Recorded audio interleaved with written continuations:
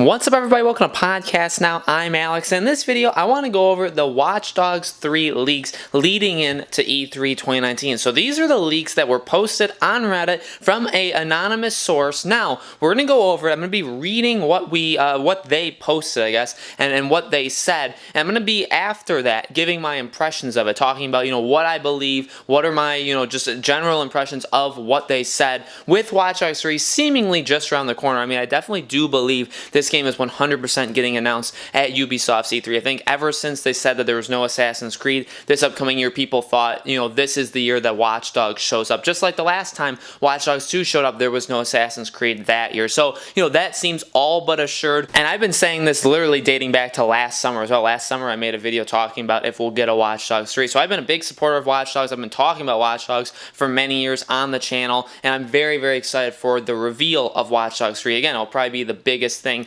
at Ubisoft's conference. Now, again, we're going to go over everything this person said about the game, and we're going to go over kind of the validity of it. How true is it? What can we actually expect to see at the conference, and what are my impressions of what this person is saying? So here we go.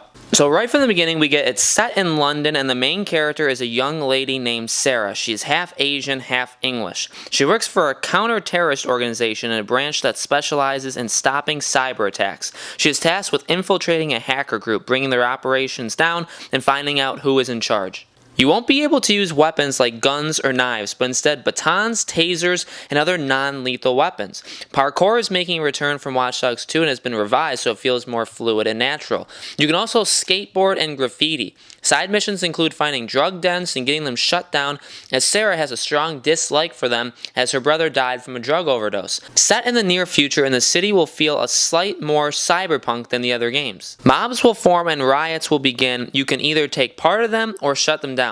The game will be teased 2 weeks before E3 and have a full gameplay reveal at E3 with release in November 2019. Okay, so that's everything that this person said. Now let's go over some of this. The first thing I think is obviously the fact that it's set in London, and that was a thing that was long been reported. Now I don't know how strong this person is at leaks. I don't know if this person has a backstory, especially when it comes to game leaks. It tends to be when they post things on Reddit or leaks get out there about games, it quickly gets taken down, and we don't really have a lot of time to kind of profile the people that do these leaks. So we can't really build if this person is super accurate. Now this was released back in February, okay? Back in February. Now, it's made the rounds again around late May. A couple weeks ago, like 1 or 2 weeks ago max, this kind of came back out, and a lot of people were looking into this. But again, this was posted back in February, and the setting of London, now this has long been reported. This has been the setting that people have thought and people have reported on that this game is going to be set. So, I mean, I believe that, and I believe this person is right.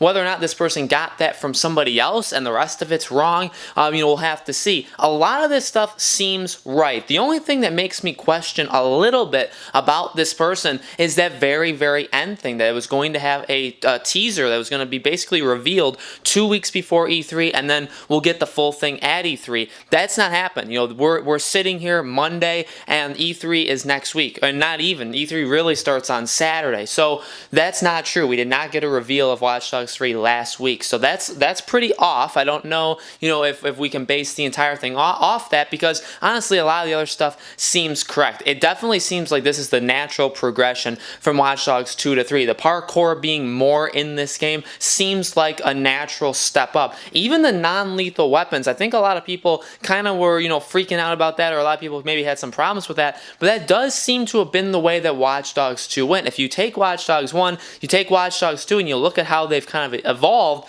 Watch Dogs 2 did have that more, I mean, it says like it's going to have a more cyberpunk feel, the Watch Dogs 3. Watch Dogs 2 kind of had that, right? And it kind of was in that world where you can see graffiti and skateboarding and stuff. So honestly, that kind of stuff, graffitiing, skateboarding, taking down mobs, joining them, it feels like a really natural evolution from a Watch Dogs 2. Now, I don't know if somebody could just make that up and say, well, this game's going to have this and this, because it does sound like it's natural, and it sounds like this is where the game was going in the first place, but I do tend to believe that. And again, the non Non-Lethal Weapon, same thing. Watch Dogs 2 was so much about hacking, and Watch Dogs 3 reportedly is going to be even more. And that's great because that's what Watch Dogs is. That is what we were sold on in the first Watch Dogs trailer that then ended up not being anything close to what we got in the game. Not just the graphics, not like how much fun we had, but the fact that it seemed like you could hack everything and the whole point of the game was hacking, and then the game came out and it wasn't. But Watch Dogs 2 tried, with technology, being able to use the drones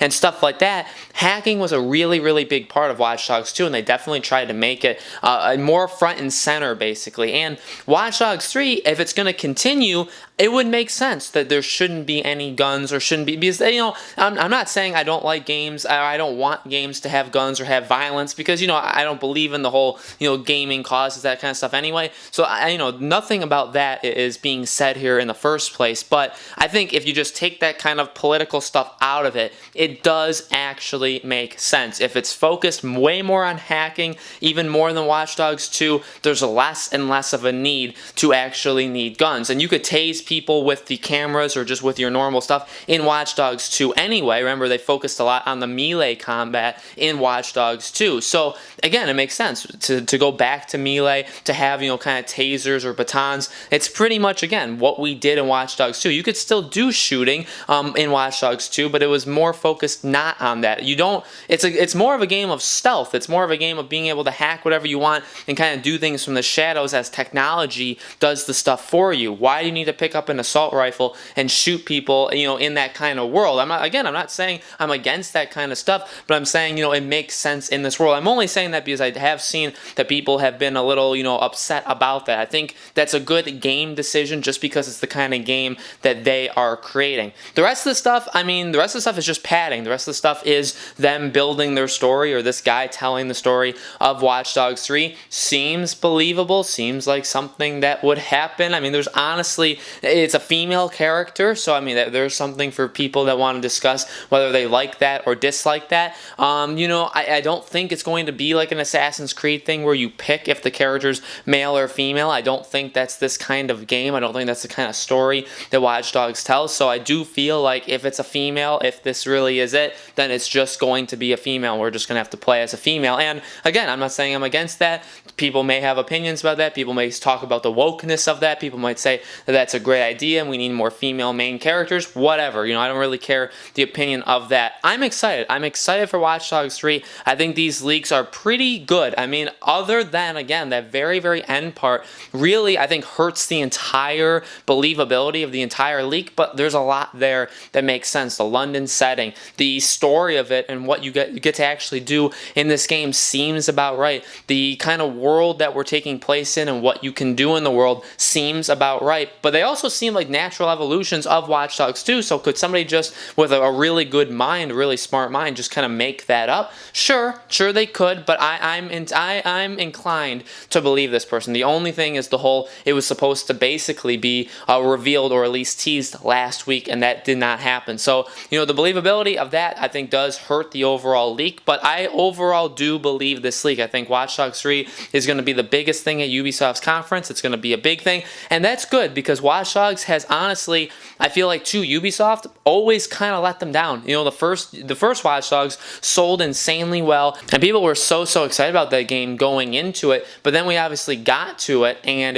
I think it was a pure disaster. Me personally, I hated that game. I really, really did not like that game at all. I am siding with the people that said we were ripped off, we were shown something that we didn't get, but also I just don't think it was a good game. I think it was overall a really, really bad game. They listened, they fixed a lot of stuff. Watch Dogs 2. Now, Watch Dogs 2 didn't really sell all that well. It sold good, but maybe for a Ubisoft game, I don't think it sold that well. But what I do respect about Ubisoft is they don't tend to just let their titles, their IPs go.